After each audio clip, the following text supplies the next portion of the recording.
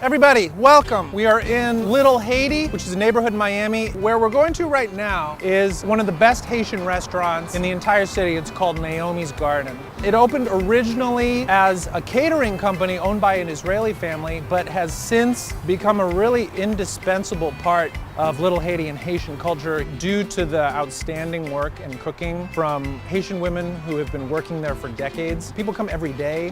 People have been coming since they were children. Yes, Naomi's!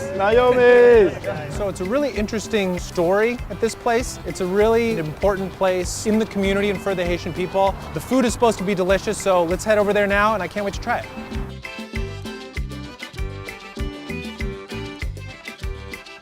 I understand that you and your brother were actually born in the building. Yeah. Tell me the story about how this place started. Okay, so my parents, they had a food truck selling healthy food all over town. The city said, hey, you guys need a commercial kitchen. That's how this works. They go, okay, fine, we'll do that, you know. They find this place through a friend. They took it, cleaned it up, built some rooms back there, had a big tent, and that's where we lived. We were conceived here, born here, and started working here. Wow. These ladies were hired, some of them before I was born. Melissa was here when I was born. Janine was also here when my brother was born. When my mom was gonna have us, they'd come out with tea and stuff like that. Wow. And it was just kind of part of the family. They were cooking with my parents. The people in the neighborhood were noticing that something's going on. We have Haitian employees, we see them coming to work. Sure. Haitian people. So we focus on Haitian food.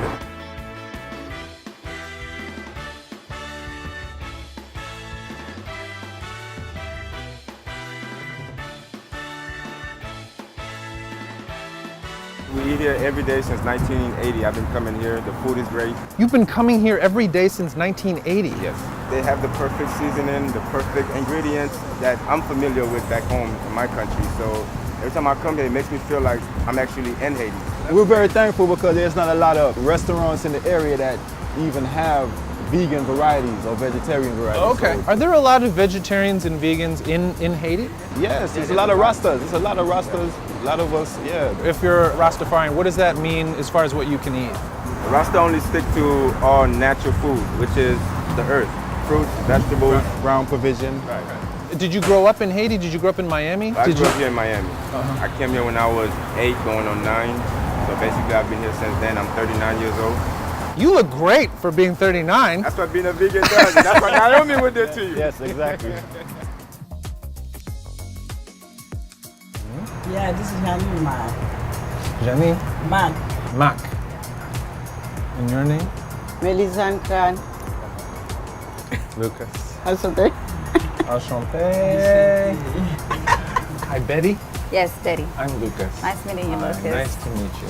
At first, when the restaurant first started, it was like one lady here, but it was from their church. Okay. And that lady was working here by herself. So Yawan, at the time, asked the lady if she knows anybody that, like to work here. So the lady went to the church and asked her, and then when she came here, she brought her, and then she brought me here. So everybody just keeps bringing. Exactly. It's just one fam, yeah. Because of this area, they came up with the idea they should cook Haitian foods because they will sell that a lot. Did that make people in the community happy? Yes, till today. Yes. Yeah. Yeah, I'm very happy. What did she say? I feel like she's saying things. Very, very, very happy.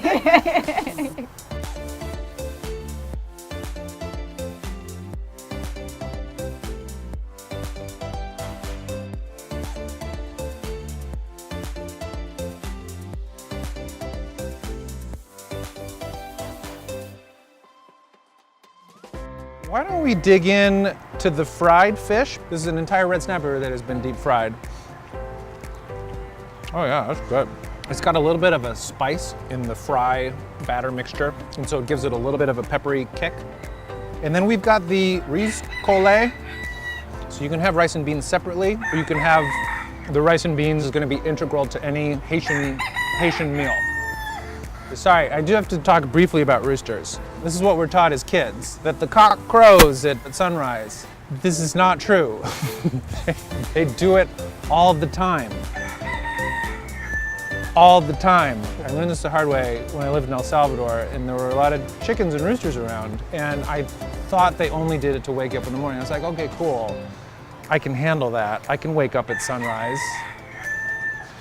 But they don't let you sleep. They go all night. It sort of drives you crazy until a few months go by and you sort of get used to it. Anyways, let's have some of the maíz coles. But this is cornmeal, essentially. It's got like a warm herbal flavor.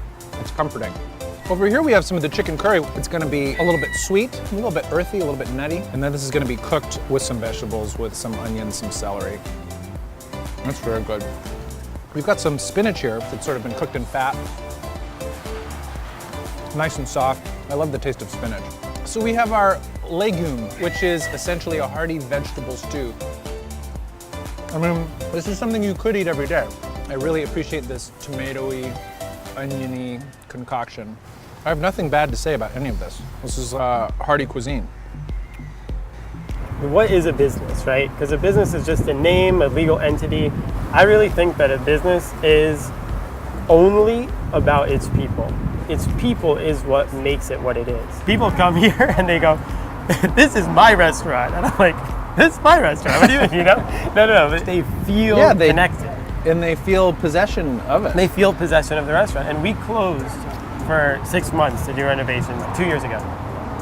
People would come here every day for those 6 months. Like, when are you gonna open again? Wow. Somebody said to me, he said, my grandmother would not eat for 4 days because we couldn't bring her this food. Went on a hunger strike. That was like, whoa. We didn't realize to that extent where somebody would just be like, I'm not gonna eat because I can't get that food.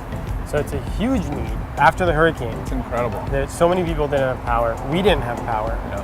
And the lady said, we have to open. And I was like, how, right? They're like, well, we'll cook outside, we'll do whatever. If people had money or didn't have money, they'd come here and they'd get hot food, you know what I mean? So it's like, it really is part of the community.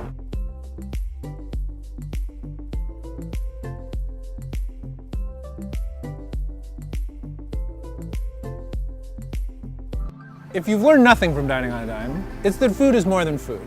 There's more to food than what it tastes like, than how you make it, and what it looks like. A lot of people don't like it when I start talking about other shit on this show, but I do it anyway because it's important to know how food brings people together, to know how food in restaurants can affect a community positively or negatively. This neighborhood has changed and is changing a lot. It's not quite Wynwood Design District realm of gentrification, but it's happening around here. And so it's important to remember that businesses like this are still here and have really been holding things together in the community in Little Haiti for many, many years. The fact that this place and these women that cook the food here are really able to fill this need and to serve the community in the way that they have for so many years really says a lot. So I think this is a really special place. You can obviously see how much it means to the people who live here. So that's all I'm gonna say. The food's great. Come here and eat it. Thank you. I really hope you enjoyed this episode of Dining on a Dime from Naomi's Garden in Miami, Florida. If you'd like to watch more, please click here.